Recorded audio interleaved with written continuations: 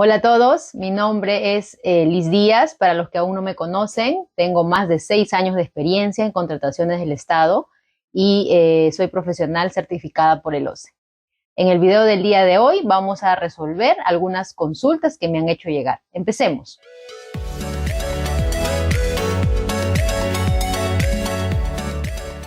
Pregunta número 1. ¿Se puede pagar una prestación sin contar con un contrato, una orden de servicio o una orden de compra? En principio, ello no es posible, ya que el inicio de una prestación rige a partir de que se perfecciona un contrato. Ahora, ¿qué pasaría si una entidad pública contrata un servicio o un bien sin haber perfeccionado primero el contrato? Les doy un ejemplo. Imaginemos un centro de salud pequeño que recibe un paciente en estado de gravedad y necesita con suma urgencia un balón de oxígeno. Busca en su establecimiento y no cuenta con el balón de oxígeno. Busca en el almacén y tampoco tiene este bien. Entonces, dada la situación, deciden pedir el balón a un proveedor cercano, el proveedor entrega el balón y pues al final logran salvar al paciente. Luego de ello, el área usuario se preguntará cómo asumo o cómo gestiono el pago de este balón de oxígeno, ya que no firmé un contrato previamente. Entonces, la normativa nos da una salida, una figura legal, que es el llamado enriquecimiento sin causa. Para poder saber un poquito más sobre este tema, podemos revisar la opinión 65 del año 2022. ¿Qué dice esta opinión? El OCE señala de que cuando se da este tipo de situaciones donde se ha realizado alguna prestación sin haber contado con ningún contrato y se comprueba que efectivamente se recibió el bien, en este ejemplo del establecimiento de salud, entonces la entidad tiene que asumir este pago, ¿no? Para ello tiene que haber una conformidad del área usuaria, tiene que haber el respaldo presupuestal y se hace todo un procedimiento. Cada entidad maneja un procedimiento interno para este tipo de situaciones excepcionales y finalmente se efectúa el pago al proveedor. Lamentablemente, este tipo de procedimientos están sujetos a una investigación para poder determinar si es que hubiera alguna responsabilidad administrativa, civil e incluso penal. Entonces hay que tener mucho cuidado para que no nos suceda este tipo de casos, y la recomendación que siempre les voy a dar es programar adecuadamente, tener los requerimientos convocados oportunamente para evitar situaciones de desabastecimiento y llegar a estos casos donde podríamos tener responsabilidades. Pregunta número 2. ¿Se puede aplicar otras penalidades no establecidas en las especificaciones técnicas o términos de referencia?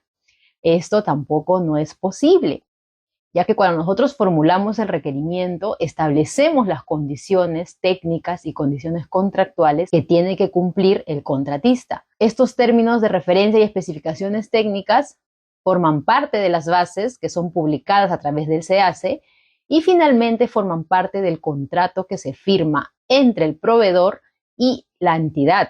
Al momento que se suscribe este contrato, ambas partes toman conocimiento de todas las condiciones que cada uno debe cumplir. Les doy un ejemplo.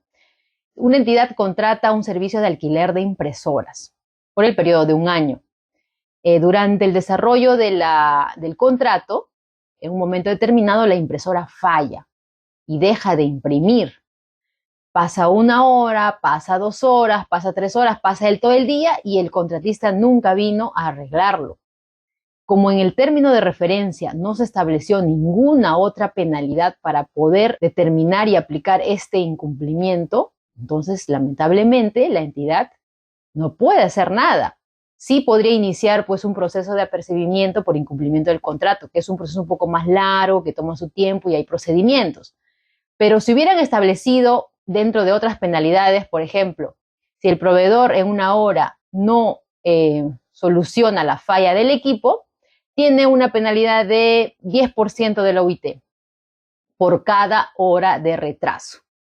Entonces, de alguna manera, esto es una alerta, una advertencia al contratista de que tiene que mantener operativo de manera continua este equipo.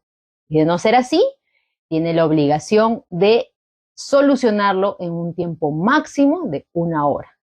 Este tipo de condiciones ayudan a la entidad, respaldan a la entidad para que se pueda ejecutar un servicio idóneo. Pregunta número 3. ¿La previsión presupuestal de un contrato suspendido debe ser canjeado hasta que el contrato vuelva a iniciar?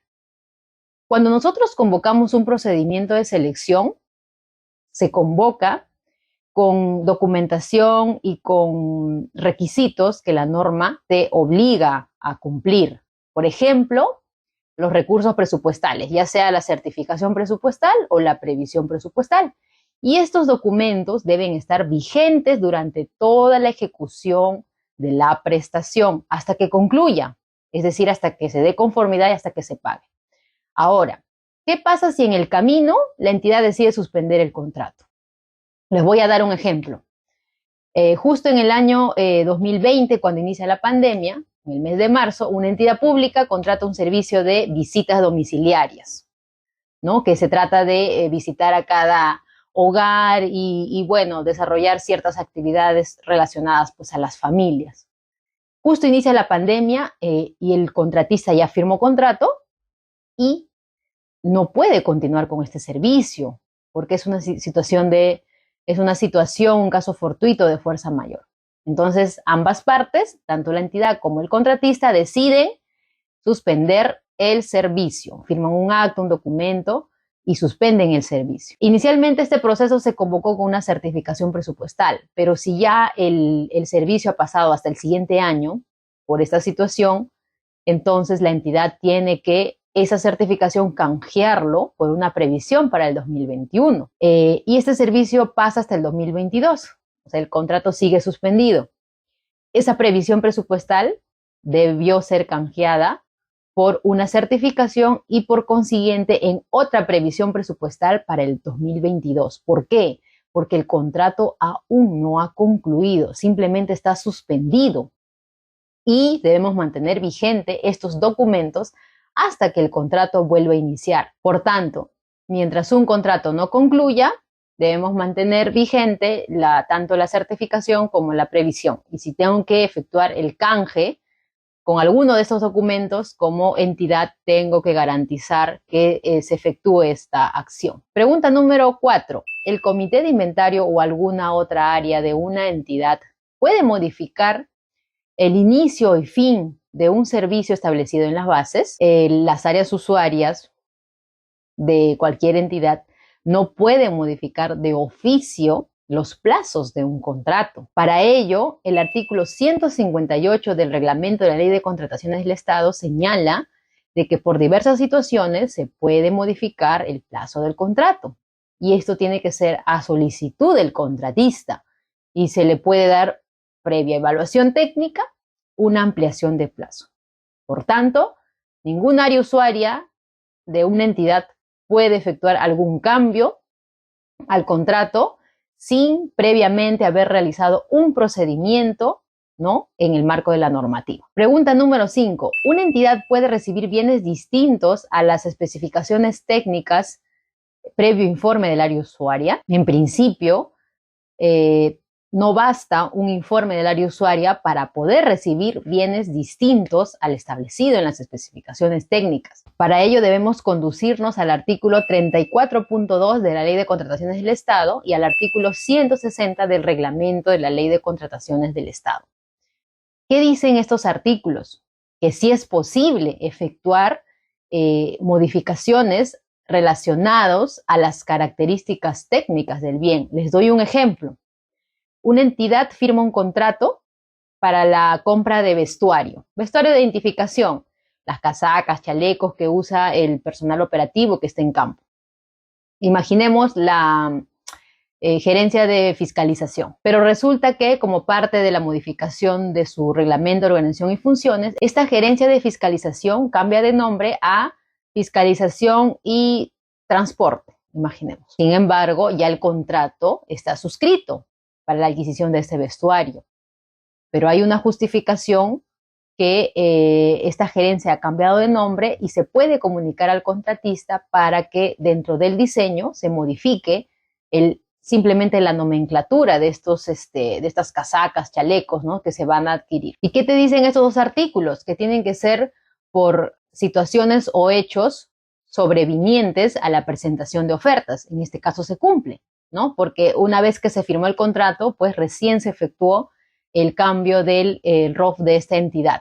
Asimismo señala que no se debe modificar elementos esenciales del contrato. En este caso no, simplemente se está cambiando de nombre en el diseño de cada bien. Y por otro lado, los bienes deben tener iguales o mejores características que los ya contratados. En este caso también se aplica, ya que se está haciendo una pequeña modificación en la parte técnica. Pregunta número 6. ¿Se puede pagar montos adicionales al contrato, como por ejemplo pagos por mantenimiento, por un arrendamiento de inmueble? Tampoco esto es posible. La entidad debe asumir los pagos que están establecidos en el contrato. El contrato establece todas las condiciones que debe cumplir tanto la entidad como el contratista. Si se estableció un monto de 10.000 soles mensuales, es el monto que se tiene que pagar. Ahora, suele suceder algunos casos en el tema de arrendamiento. Veamos un ejemplo. Dentro de la indagación de mercado, el contratista, que viene a ser el dueño del inmueble, me cotiza un monto de 10.000 soles mensuales.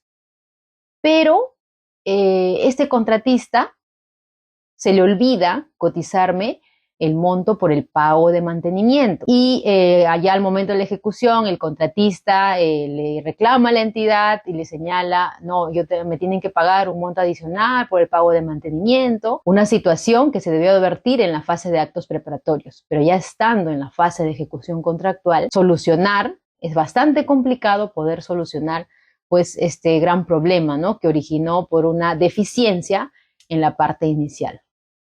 Debemos tener bastante cuidado como áreas usuarias, ser diligentes, como órgano de contrataciones, garantizar el cumplimiento de la normativa y también orientar a las áreas usuarias para evitar cometer errores que puedan ocasionar problemas ya en la fase de ejecución contractual. Estas han sido algunas preguntas que me han hecho llegar. Más adelante haré más videos respondiendo más preguntas.